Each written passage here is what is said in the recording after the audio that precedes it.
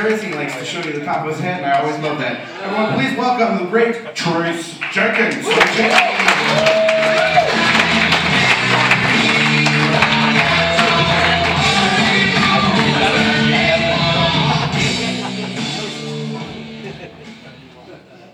Come fly with me, come fly, let's fly away.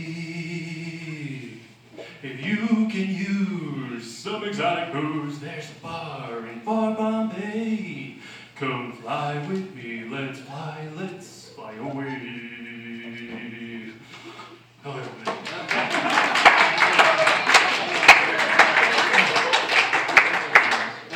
I watched the movie FlightPlan from 2005 with Jodie Foster. Any fans? FlightPlan? FlightPlan? I don't feel bad at all. The movie's been out for that long, though, so you only have yourselves to blame. So Jodie Foster plays Kyle Pratt, an avionics expert. Her job is to transport her recently deceased husband from Berlin to America.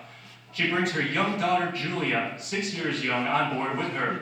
A 9-hour flight from Berlin to the United States, but only 3 hours in, Kyle wakes up and Julia is missing.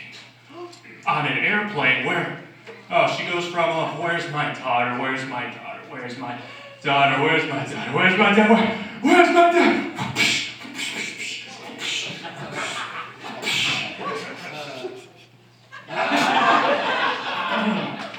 And the flight attendant is so snobby about the whole thing. She's like, excuse me, ladies and gentlemen, I'm sorry to interrupt, but apparently our plane is large enough to lose a child. Oh, ha, ha, ha! Oh, ha, ha, ha! She probably needs a lot of lipstick for the Botox lips, you know what I'm saying? Yeah. Let's talk about that. A quick call to the departure gate confirms there was never a Julia Pratt on board. Well, then how do you explain this boarding pass? Oh, she gave the boarding pass to Julia? No. But if she had, the whole debacle would have been up pretty damn quick. The captain is made aware of a missing person on board and he orchestrates a search of the entire plane, but no one checks the avionics bay and no one checks the cargo hold. 2 of the flight attendants just went off and had sex. It's like joining the Mile High Club. What is this, Fly Day the 13th?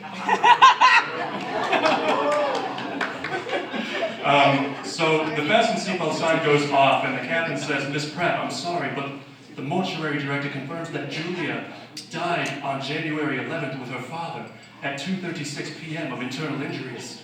Mr. Costin, will you please escort Miss Pratt back to her seat? She starts sprinting towards some Arabs that she accused earlier. One of them grabs her, throws her down, and she smacks her face on an armrest. She wakes up in her seat in handcuffs. And there's a therapist across the aisle talking to her like, oh, thank goodness for the therapist, thank goodness. Grief, grief, grief, delusion, delusion, bloody freaking blah. The best thing the therapist does is convince the flight crew and the sky marshal, like, yes, she may use the bathroom. And she does. She goes up through a hatch in the ceiling, pulls some circuitry, the lights inside the plane go off, and she sneaks down into the cargo hold. She opens up her husband's casket as if her daughter's going to be in there with him. Like, yeah, check again, your cat might be inside the sarcophagus. They're going to be making an emergency landing in Canada. People actually start jumping off the plane. No! Not Canada. So keep in mind, 2005, Julia shows up safe and sound. She was sedated the whole time, so she dodges any and all potential trauma because she was asleep.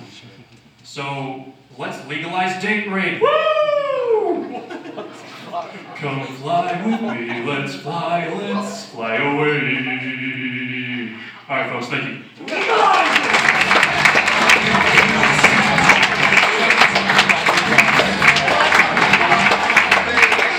I swear Colton has messed so many things up.